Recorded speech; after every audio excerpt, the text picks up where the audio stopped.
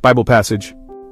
John chapter 17 verses 20 to 21 tells us, "Neither pray I for these alone, but for them also, which shall believe on me through their word, that they all may be one, as thou, Father, art in me, and I in thee, that they also may be one in us, that the world may believe that thou hast sent me."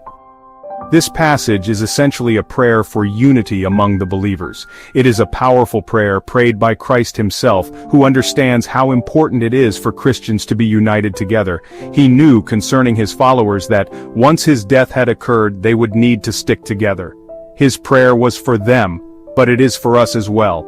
Unity is of utmost importance in our faith.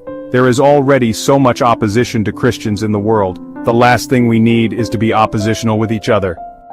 Now pray, Lord, I ask that you unify the believers and help me to do my part to bring unity. I know that I am stronger when I am united with people who believe as I do. Together we can advance the cause of Christ.